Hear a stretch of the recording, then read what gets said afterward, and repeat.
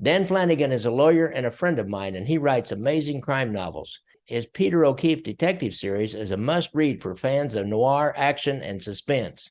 Book Life Publishers Weekly called his novels polished and rich with jolting surprises. His protagonist, Peter O'Keefe, is a Vietnam vet turned private investigator. He deals with all kinds of shady characters, from Wall Street schemers to mafia bosses. His book, The Big Tilt, won 2 prestigious awards for crime fiction. Don't miss this series. Find the link in the show notes. Well, welcome, all you wiretappers, back here in the studio of Gangland Wire. I have in the studio via Zoom with me our old friend, Vic Ferrari. Now, you may remember him. He had the Tommy Uba story, and you just heard that, and that is the greatest story ever, dudes. That story was great. And Vic, it's really good to have you back. Gary, thank you so much for having me on your show. It's a pleasure. I enjoy coming on. Great. Now, let's tell a little bit about, we know you have a full career with the NYPD, and you also started writing books afterwards. So talk a little bit about your books.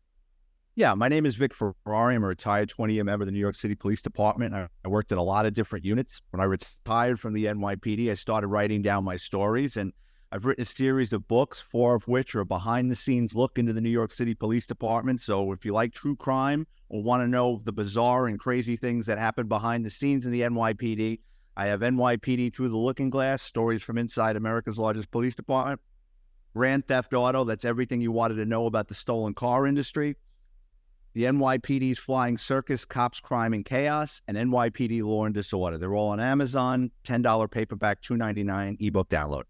Cool. All right, guys, I'll have links to those. I'll have links to his Amazon author page and to the books and then the show notes down below. So check those books out. He's got some great stories, and he's got he's a great storyteller, and he's got some good stories just off the top of his head, too. And Vic and I were talking the other day, maybe one little quick story, Vic, if you don't mind, that when we were talking the other day, I've been promoting this new podcast called The Set because those guys really took care of me and promoted my podcast for free one time, and they just asked that I promote theirs someday. And that was about the Dirty 30 in NYPD, and you had a pretty good story about some cop wearing a wire on another cop in the station. Well, remind me of that story. Yeah, the whole thing with the 30th Precinct, I was in the narcotics division. When there was rumbles, there was talk that something was going on in that precinct. And a guy that I worked with used to date a girl that lived in that neighborhood, and her brother was a player. And one time this guy that I work with goes, there's something going on in that precinct. I go, what do you mean? He goes, I don't know. My girlfriend's brother's talking about cops ripping off drug dealers and all sorts of crazy stuff. And I said, come on, that happened in the 7-5 like 10 years ago. That can't be going on now. Because I'm just telling you, I'm hearing things. So in the narcotics division, you're doing buy and bust operations. And if you're making the arrest that day, you're in a vehicle with the supervisor, and you have, like, back then, it was like a suitcase. It looked like something in a James Bond movie. It's called a Kell receiver. And your undercovers are wearing Kells, and a Kell transmits the audio to the Kell receiver. So when your undercover's out making a buy, you're able to hear what's going on in case he's getting messed with. Did the buy go down? So we had done our buy and bust operation, and a couple of us had to use the men's room. So we pull up to the 30th Precinct.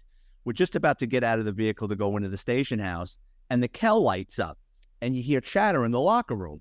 And my sergeant goes over the radio, and he tells our undercovers, he goes, hey, turn your Kells off. And they go, what are you talking about? We're back at the barn, which is our office, which would have been out of range for the Kell receiver to pick up. And they go, our Kells are off, or we put them back.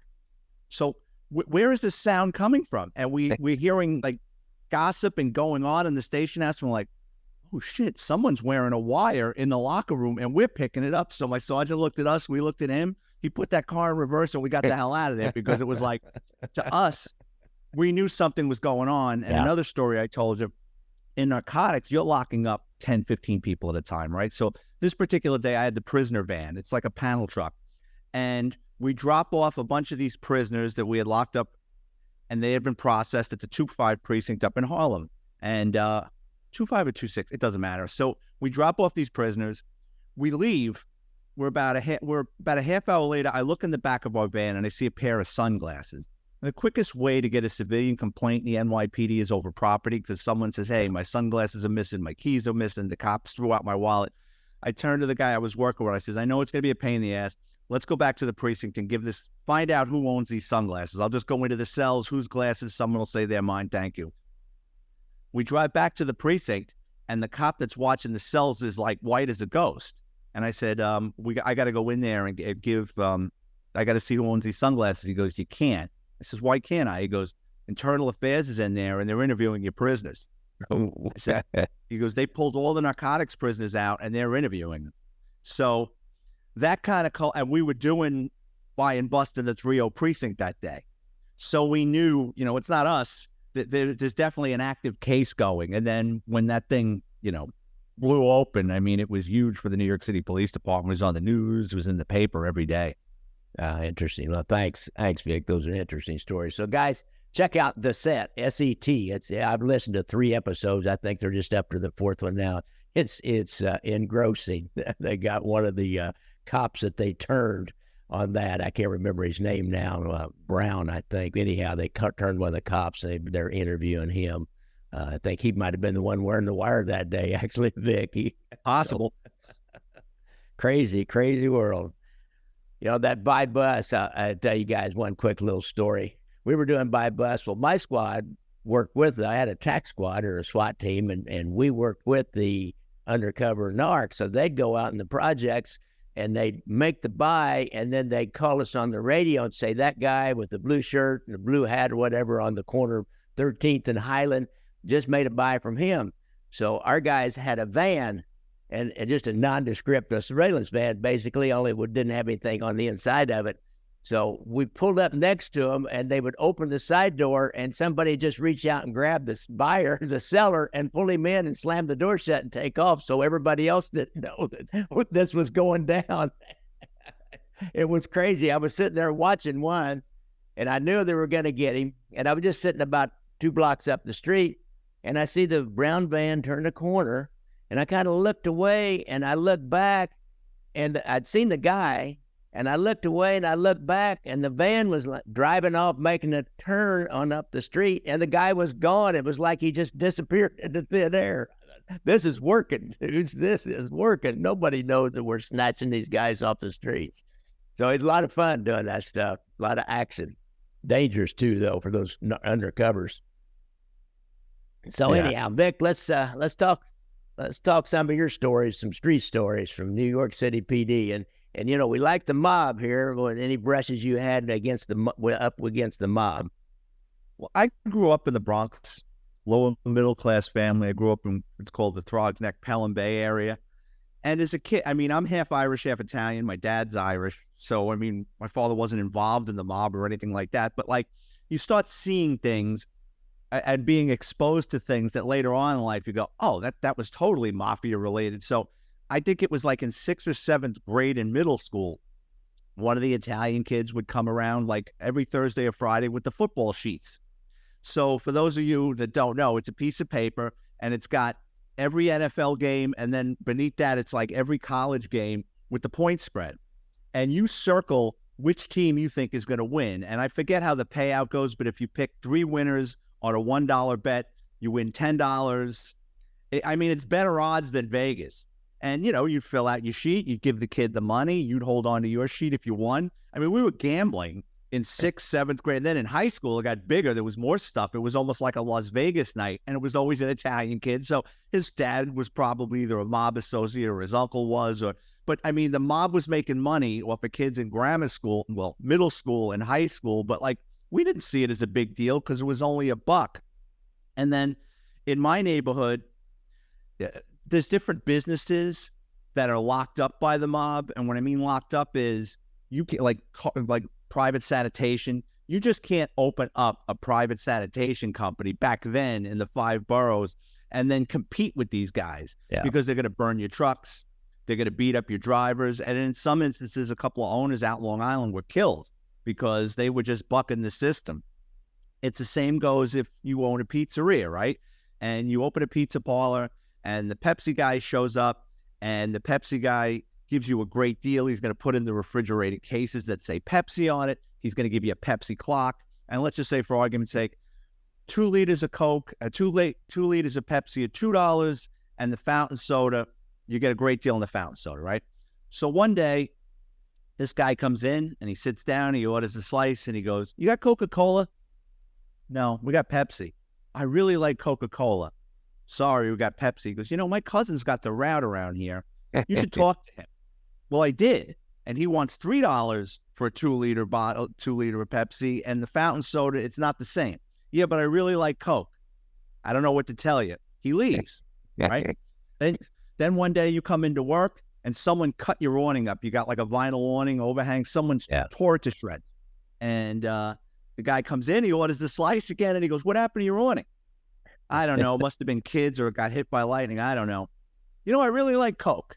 If you had Coke here, you wouldn't have these problems, right? Now, if you still don't get it, right? One Friday night, it's late, it's about 1 a.m, you're closing up, a couple of young guys come in and they beat the crap out of your customers, and even you get smacked around. The guy comes back a week or two later. "What happened? I heard there was a problem in here. You should really get Coke." So it just asks, and finally you just give in and you're like, "I don't need these problems. I'm going to use their guy." And not in my neighborhood, but there were other neighborhoods I heard of, in different parts of New York City where you just couldn't open a deli because you're infringing on so-and-so's cousin. And, it's cold cuts, but the next thing you know, you're closing shop and somebody's wearing an Abraham Lincoln mask with a baseball bat and gives you a crack on the head. So, you kind of learn early on that you got to play by their rules or you're going to get hurt. Crazy. My dad worked in a wholesale meat place out in Queens, and it was owned by the mob. I didn't know this. My dad didn't say, "Yeah, oh, by the way, I worked for a mob-controlled place." My dad wasn't in the mafia. He was a butcher. But this was like a place you'd see in The Sopranos where you'd have guys out on parole that needed a W-2 form. So their mob associates or even sometimes made guys, they're working there, but they're not really working. They're kind of hanging out and making sure no one screws around with the place. And I mean, I've told this story countless times, and it's in my book, Confessions of a Catholic High School Graduate. One day, my father sends me up to the second floor to get something. I forget, it was like plastic boats for chicken or chopped meat or whatever. And I'm going up these stairs, and a man comes bouncing down the concrete stairs. He almost hit me. And the guy is like in a lump at the bottom of the stairs, and his hands are all broken up. And he's got blue paint on his mouth, and he's like, "Help me, help me." And I'm just looking at him. And coming down the stairs is, let's just say for argument's sake, Anthony and Carmine. And they're laughing. And they go, "Oh, Vic, don't worry about him. He's an old friend of ours." I'm like, "Friend?" And the guy's like, "Help me, help me." They pick this guy up like he was a pile of garbage, drag him out in the street. They just dump him.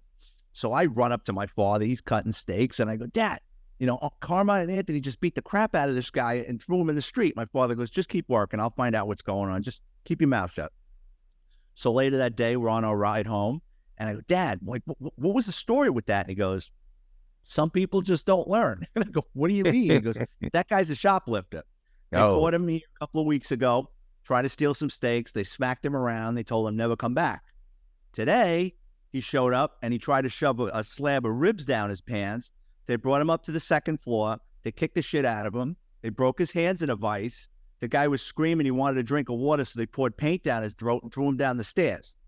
So, so that's kind of how those guys would protect their businesses. And but that was the last day I ever worked there, because my father goes, now you're 14 or whatever I was. He says, I don't want you around these people. He goes, "I need this job." He says, "I don't want you buddying up with these guys or their kids. And then the next thing you know, I got a problem with you," because that was it. And it was McDonald's, here I come, and then a gas station and other things. But I was working there, from the ages of like 11 to 14. I was making chopped meat and things that were against OSHA regulations, making sausage, chopped meat, and feeding things into a meat grinder like 13, 14 years old. Yeah, those mob guys, we had one guy that always had a meat processing plant, a locker plant, as we call it. And, he got popped by the USDA for buying what we call cancer-eyed beef and running it through there. Beef would get something called cancer eye, and, you'd buy it real cheap and then run it through your locker plant. It really wasn't going to hurt anybody particularly, but, it was against the rules. They didn't care. There was always things against the rules there. I remember one time, if memory serves me correctly, there was one time there was asbestos there or something upstairs, so they were told to get it out. So they got it out, but they didn't hire like an asbestos company. They just, got a bunch of guys. They got fined for that. There was another time, I think my dad was telling me, oh God, this is going back 40 years ago, something about they got caught switching the electric meters. You know what I mean? So when the meter reader, this before everything was computerized, a guy would come around and write down your numbers, and like they would change that. But it's funny. So as I get older, I get this job before I become a member of the NYPD as an exterminator. So I have a route. So every day I stop at the place, I get my poison, they give me a route. And there was this one bar in Little Italy in the Bronx. They wanted me in and out of there by 6:30 in the morning. So I got there at 6. They wanted me in and out. If I came a minute after 6:30, they did not want me in this place. So it was a pain in the ass. I always remembered that I had to get up really early to be there. So it didn't take a rocket scientist to figure out there was more going on in this bar. Like I would come in there, and as I'm exterminating, I see the gambling slips, the policy slips all over the place, right? And it was the same bartender all the time. He'd let me in, he'd shut the door. And, I'm exterminating. I did this for months. And one morning I'm in there and I'm behind the bar. So I'm crouched and I'm spraying for cockroaches or whatever. And I hear the bartender open the door and I hear a conversation at the front door. And I pick my head up, like a whack-a-mole. I pick my head up and I see the bartender handing this big burly cop a brown paper bag. Yeah. And the cop looks at me and he loses it. He just starts screaming, "What is he doing here?" Blah, blah, blah. He just starts tearing into this bartender. And the bartender pushes back. The bartender says, "Listen, my bar, I run it. He's a kid. Don't worry about him. Just get out of here." Like, dismiss the cop. The cop put his tail between his legs and he leaves. So I'm just standing there and the bartender goes, "Don't worry about him, kid. He's an old friend of mine. Don't give him a second thought." I go, "Okay." And I didn't. So 2 or 3 years later, I go through the police academy. I get assigned to a South Bronx precinct in field training. You'd never guess whose locker was right around mine. And you can't miss this guy because he was tall, bald. I mean, you just couldn't miss. I don't want to go into too much detail, and he looks at me and I look at him and I'm like, oh shit, this is the guy I just saw 2-3 years ago getting a brown paper bag in that mob gambling den, right? He didn't say a word, but what he would do is every so often when he knew I was in the locker room, he had a very deep, gravelly voice, and I'd hear him go, "All I got to do is 6 months to go before I retire." And then it was 3 months before I had to retire. And it was like something out of a prison movie because like the lockers were down in the basement. So I never would venture into that locker room unless I was with like another guy. You know what I mean? Like I just didn't want to get friggin' confronted by this guy or if he was going to say anything. So anyway, he retires. I go on to a precinct. I don't think anything of it. But I used to see him after I retired. He was always driving around with like the crackheads in his car, like the crack whores in the neighborhood, because this is like the late 80s, early 90s. Like there was an epidemic going on.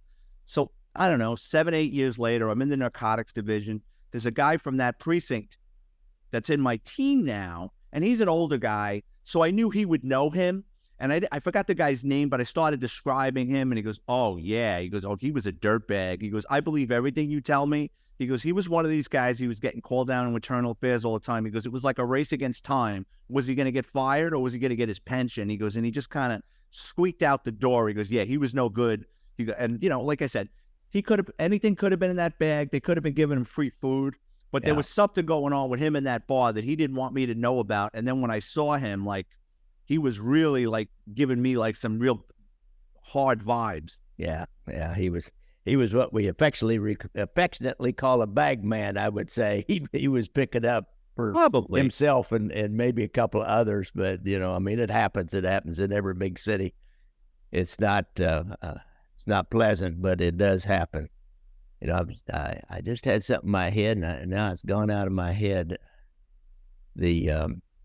What about bagmen or? No, I know what it was. It was going back to your, was that a parlay card that you were getting? My son, when he was 14 or 15, he had this buddy, an Irish kid, and his dad had parlay cards all the time. Matter of fact, I was just talking to Scott about this the other day. He said, "Oh yeah," he said, "Eddie's dad once started going to AA and they kicked him out of the meetings because he was always passing out parlay cards." I said, "You remember when you guys used to get those? I kind of bothered me." "Hell yeah, I know." He said, "It was just fun." So he and Eddie, the son, would fill out a parlay card, put $5 or whatever on it, give it back to his dad, who'd turn it in to whoever he got him from. I'll tell you another funny story about a mob story that's in my book, Confessions of a Catholic High School Graduate. So I'm freshman year of high school. Our Catholic high school would they would charge you up front. Like I'm just giving numbers. Say my tuition in 1980 was $3,000 a year, right? Yeah. Parents could recoup, I think it was up to $200. Like in October, they would give you raffle tickets. And if you could sell up to $100 or $200, you could keep the money. The family could keep the money. It would like be deducted from your tuition. So here I am, freshman year. My mother finds out about this. She goes, on Saturday, I had $50 worth of raffle tickets. She goes, I want you to sell these raffle tickets. I says, all right. She sends me out into the neighborhood. Now, my neighborhood is all Catholic. Everybody in my neighborhood's got kids in Catholic grammar school, Catholic high school, Catholic college. They got becoming a priest. It was like trying to sell Bibles in the Vatican. Like, everybody was nice, but I mean, I spent the whole day. I was running into other kids I knew, like couldn't sell these friggin' things, right? I come home that night, and my mother's like, "You didn't sell anything?" I said, "No." Then my father comes home. She's working him up, and she goes, "He's probably playing football." And I said, "No." I said, "I spent the day banging on doors." She goes, "Well, go out after dinner and go to the houses where nobody was home and try to sell them again." I'm like, great. I step out of the house. There's this kid that lived 2 doors from me, and he's since deceased. He was a wild kid. He was in my Catholic high school. And I'm crying to him about, I can't sell these friggin' things. He goes, no. He goes, you don't sell them door to door. You sell them to drunks in bars. Yeah. I said, oh. And I go, well, my parents don't want me in bars. He goes, how are they going to know? He goes, come on.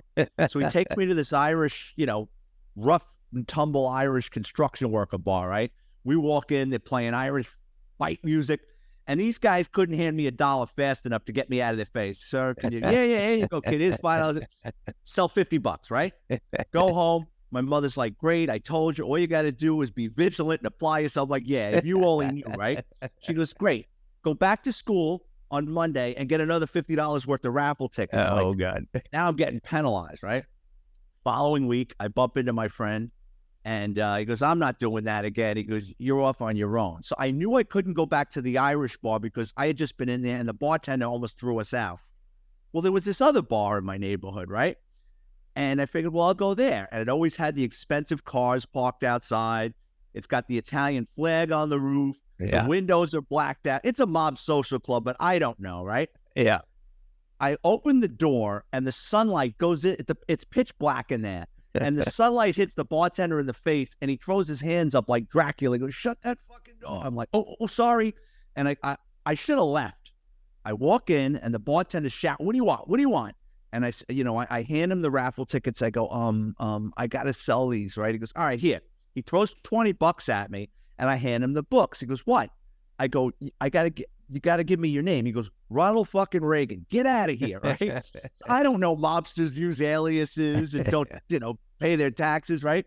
I get a tap on the back. I turn around. There's this old Goomba. He's got enough hairspray or consort to burn a hole in the ozone layer. He hands me $20 and he pinches my cheek. So he goes, come on, get out of here, kid, right? So I walk outside and I got $40 with no raffle tickets side, right? Like nothing filled out. Yeah. So while I'm standing there trying to figure out what to do in New York, and we had these guys called meter maids. They're not cops. They're traffic enforcement agents. And they were hated in my neighborhood because there was no place to park.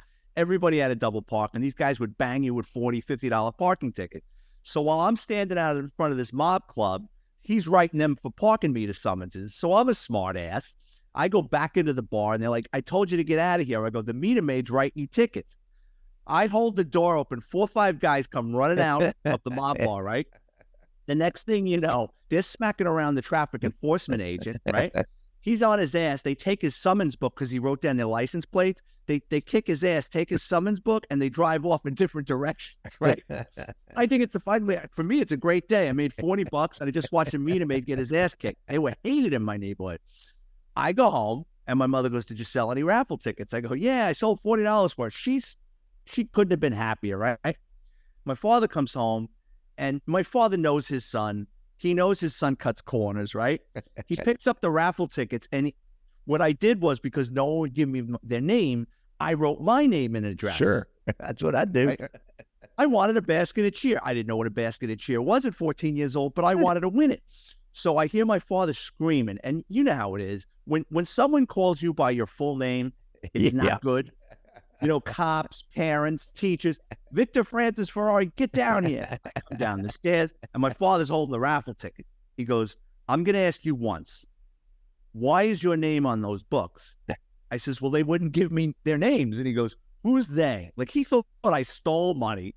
And I go, the guy's in the bar. He goes, bar? What bar were you in selling raffle tickets? So I tell him, he goes, are you out of your mind?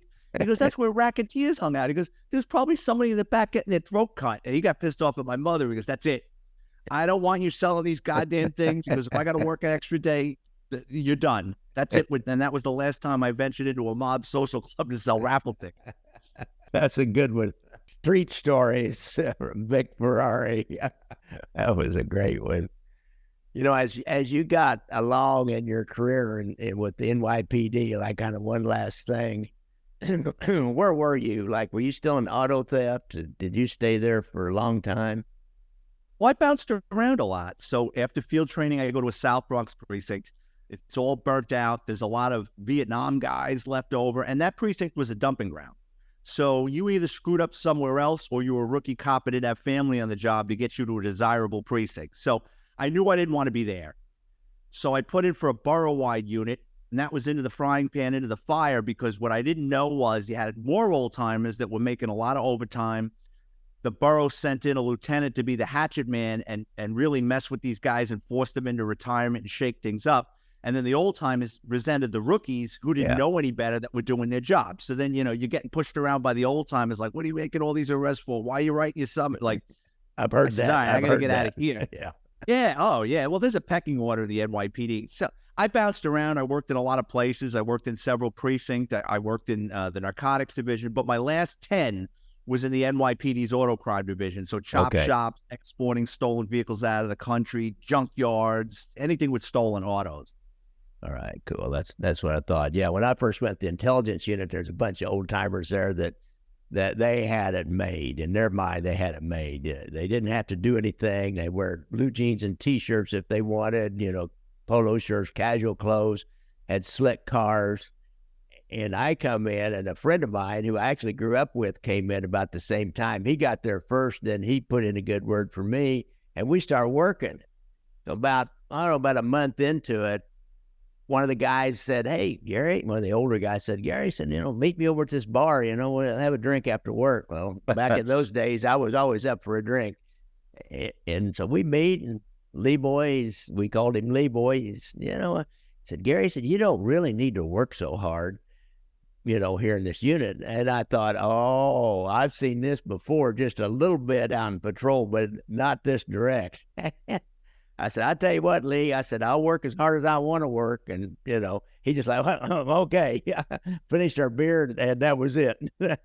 No, they weren't that nice to you. I got confronted a couple of times, once in the locker room, once out by my car, where they're like, you know, what are you making all these arrests for? I remember I was in the DUI unit, which I hated, but I was new, and they stuck you in the DUI unit. So I was making DUI. So the DUI guys were pushing back. Then I went to, and then while I was in the DUI unit, I loved stolen cars. Like I just enjoyed, it was the chase. It was more enjoyable for me than locking up drunks. It was a challenge. And then the guys in the auto loss unit, like, what are you making you're making us look bad? I'm like, well, aren't you making yourself look bad if you're not making the arrest, if you can't pull your weight? So you're right. They didn't invite you out for a drink. They got you in the locker room or in the parking lot. And it was a slippery slope of doing your job. Yeah. And trying to keep everybody happy. Yeah, it's tough. Did you ever, I have auto theft. Did you ever work with the National Auto Theft Bureau, the national organization, NICB? Did you work with them? Oh God, yeah, they were great, so weren't they? Yeah. Yeah, they were great. So NICB, National Insurance Crime Bureau, now it's called National Auto Theft Bureau. We would call them up. So if we had a car that the VIN number was changed, they had books that could lead us to where confidential VIN numbers were, salvage histories on vehicles. I mean, it's a great organization, and it's just a wealth of information. Yeah, we used to call them all the time, and they hire retire NYPD guys as liaisons Same as LoJack. When LoJack first came out, they would hire retired NYPD guys to be the liaison because, you know, they could talk the talk. They could go to a station house. They knew who to ask for, you know. So, yeah, it's a great organization. Yeah. Did those LoJacks work, or they still work? Is that, or do the thieves know where they are now and know how to disable them? I haven't kept up with that. So when they first came out, and I'm guessing it's the early 90s, I mean, we were making so much money with that because the thieves they didn't know about it, and B, they didn't know where it was. So we were getting search warrants. That was really hitting the mob hard because they didn't know about it. And, you know, guys were getting search warrants in places, and then it kind of tapered off because after a while, guys, we had a confidential informant who had a friend that had built a LoJack detector. So he could tell if the vehicle had LoJack before it was even activated. And when it was activated, he could pinpoint where it was. I'm sure they fine-tuned it. I got a funny story from one of my books. The LoJack liaison reaches out to us. I'm in auto loss at the time. And he goes, I got a bunch of these guys from the Moscow Police Department. Really? LoJack is trying to make inroads to Russia. So the Moscow Police Department sent a bunch of their guys over, and we're going to show them how LoJack works. They want to get a tour of a New York City police facility. Would it be okay if I bring these guys over? Yeah, sure. Bring them over, right? I'm expecting, you know, cops that look like us, right? Yeah. These guys look like thug bouncers at a Manhattan club, like rough looking guys, man. Like, you know, you're an NYPD cop. You think you're a tough guy. You see those guys from the Moscow Police Department. These guys had fucking mitts, right? So none of them speak a word of English, right? It's like Boris, Sergey, like there's 8 of them, right? And their interpreter is probably like a KGB agent, right? Yeah. And we're showing them the precinct and everything, and they're like kids. They're you know, because they watch television over in Russia. So they're in our police cars. They're hitting the sirens. They love this shit, right? So then it's time for like the question and answer thing, right? And you know, the guy starts talking to the translator, and he goes, "What gun do you find most effective for stopping car?" I go, "What do you mean, like shooting into it?" He goes, "Yes." I go, "We don't shoot into cars here." And like, they're all looking at each other, right? And then another guy, the guy asks a question, and the translator goes, "How do you feel best way to get the confession out of someone?" I had explained to this guy, like, Miranda warnings, and we don't go tuning people up, and, you know, that's frowned upon in the United States. And they're looking at us like we're the biggest pussies in the world, right? So the guy goes out to his car. He comes out with this box, and he opens it up, and he's got these commemorative, they look like Olympic bronze medals. Yeah. Stuff written in Russian in it. And it was supposedly commemorating the 60th anniversary of the Moscow police. For all I know, it could have said, "Kiss my Russian ass," capital is big, but we smiled. We take the gift. So typical NYPD fashion, they don't get anything for these guys, right? And we kind of feel like assholes because we're standing around empty-handed. So I go, "Hold on." I go up to the locker room with a Glad bag, like a garbage bag, and I'm picking up old hats, old nightsticks, anything, any type of NYPD memorabilia that we're going to throw out, right?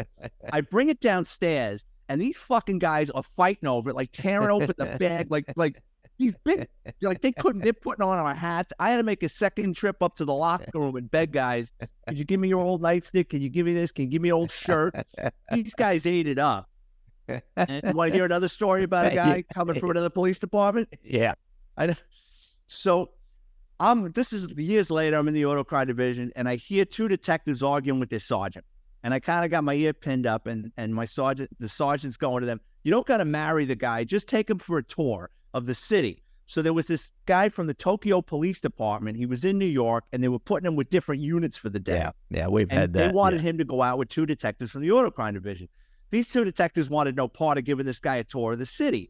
And they're like, "Well, what are we going to show him? A crack house in the Bronx? Like, well, what do you want us to show this guy?" So Sergeant goes, "Here's $20. Buy him lunch." And they go, "What are we going to buy with $20? And he shoos them out. I think nothing of it. About an hour later, these 2 detectives come back without the Japanese guy, and I see them fishing around for keys for another radio card. I go, "What happened?" And they go, "You want to see something funny?" I said, "Yeah." So I go downstairs to the parking lot. In there, we had terrible cars. Slumped over in the back seat of this filthy Buick is this little Japanese guy sleeping in the back seat with an expensive camera and a half a bottle of Gatorade. And I go, what the fuck? They go, too much sake from last night. He went out with the Vice guys. He's really hungover. We started showing him around. He passed out in the back seat. We're just going to leave him in the back seat, and we're going to get another car and get lunch with the $20. I go, what if he wakes up? They go, what's going to happen? I go, we're in the South Bronx. A lot could happen. They go, fuck him. Come on. Let's go get lunch with the $20. So we get another car. We leave him in his playpen, and we go off. We come back a half hour, 45 minutes later. We go into the parking lot, and Tokyo Joe is nowhere to be found. Like, oh, shit. Like, we don't even have his phone, right? This is like the mid-90s. So we're in the South Bronx. If he made a right, went to the housing projects, he's going to get robbed. If he makes a left and makes his way into the station house, that sergeant's going to go ballistic that they left him alone and unattended, right? So I run into they get back in their car and they start canvassing the area for this guy. I run into our office. I know he's nowhere to be found. And the sergeant goes, did you see? I go, no, I didn't see them. I grab another set of keys, and now I'm canvassing the area looking for this guy. Now, 15 minutes later, here's this Japanese guy standing in the middle of the street with a salmon-colored shirt. Now, in the South Bronx, we had a lot of abandoned buildings. And when guys get killed in the neighborhood, drug dealers or victims of homicides, they'll spray paint a mural of the person on a wall. So you had just this recently drug dealer named Trebag or Kilo had just gotten killed. So they've got a mural of him on the wall with his beloved pit bull. And this Japanese guy is standing in the middle of the street with this expensive camera taking photos of it, right? So I slam on the brakes. I jump out of the car and I show my police ID. The guy comes running up to me like a lost child at Disney World. And he's hugging me around the waist. He was so short. He's grabbing me around the waist. I'm like, all right, get in the car, right? I don't want him to get robbed. I go over the radio and I tell the two guys, I found what we're looking for. Meet me back at the parking lot. Because I don't want to go over the air and go, we found Tokyo Joe. So we go into the parking lot, and my two friends this guy doesn't speak a word of English, and he's hungover. And they're tearing in there. Why did you leave? I told you not to leave. And the guy's got his head down, like in shame. And I'm like, he knows. Like, just lay off of him. So they brought him back, right? I go back to the office. They show up an hour later, and the sergeant's like, did you get a receipt for lunch? And my buddy's like, what are you kidding me? Like, the whole thing went away, but I mean, that's an incident where we could have had an international incident where this guy could have gotten robbed and killed because he kind of ventured off the playing field. You got to be careful who you send those visitors out with. I had a newspaper reporter that wanted to ride with my squad. We were working, it's when an attack squad, so I had these rough guys. And I shouldn't have put him with the squad leader, but I did. And this newspaper reporter told me later, he said, boy, that guy drives fast. I thought, oh my God, there's no telling what he did. So I'm reading the article that the reporter wrote about, we were working, we had a serial rapist working the neighborhood. So we all went out in plain clothes and slick cars, and we were all filtered around the neighborhood, just sitting and watching and trying to catch somebody that fit the description. And this guy wrote this article. He's talking, he made this guy look like Super Cop, though. He said, oh, he's got this flat black automatic pistol, and he was slipping through the backyards. Oh, my God. He wasn't supposed to have a semi-automatic at the time. You were only supposed to carry wheel guns back in the day. They didn't let us have automatics this was kind of like an off-the-books gun. So, yeah, you got to be careful who you send those visiting dignitaries and visiting people out with in police departments. Yeah, that could, on our end, if something would have happened to those guys, my friends would have gotten screwed. And then like going back to the Moscow Police Department, they were nice guys, but rough. Nothing, and again, we thought we were badasses, and, these guys, were looking at us like we were the biggest pussies in the world because we have to play by the rules, and apparently they don't. Crazy. Well, different cultures, they do different things. I used to have a TV show that followed some of the Moscow police around, and man, they beat the crap I saw out that. of people. I know you see that. Like they would just pull people out of cars and start smacking them around. I beat the crap out of people. My God, you go to jail here. Vic, this has been great. It's been a lot of fun. Now, one last thing, guys. Vic has a new podcast of his own. It's on YouTube and the audio apps. I assume you're on all the apps. You go through Apple, then Apple usually sends it out to all the other Stitcher and all the other apps. So I assume you're out there. Now, what was the name of that podcast? Podcast is the same as my book, and it's the same artwork. It's called NYPD Through the Looking Glass. I just launched it last week. I have 2 episodes out, and it's a behind-the-scenes look at the New York City Police Department, and I'm going to interview retired NYPD members to tell their stories. Cool. That'll be fun. I look forward to that. I hadn't seen it, but it's only been out 2 weeks, so it's not like I can keep my finger on all the 200, 300,000 podcasts that are out there. Welcome to the world. Now you got to create your niche out there, but you can do it. There's no doubt about it. You're going to do well at it. You got a knack for storytelling. And guys, I'm going to have a link to that podcast down below too, so you can find links to Vic's books and to his new podcast. I really appreciate you coming on the show, Vic. It's always a pleasure. Anytime, come on back. Gary, thank you so much. It's a lot of fun. Thank you. All right. Guys, don't forget, I like to ride motorcycles, so watch out for motorcycles when you're out there driving around. You don't want to hit me. And I have not been hit, but I've had some pretty close calls because people don't see you. And if you have a problem with PTSD and you've been in the service, go to the VA website and get that hotline number. And if you have a problem with drugs or alcohol, don't forget our friend, former Gambino member, Anthony Ruggiano, is a drug and alcohol counselor down in Florida.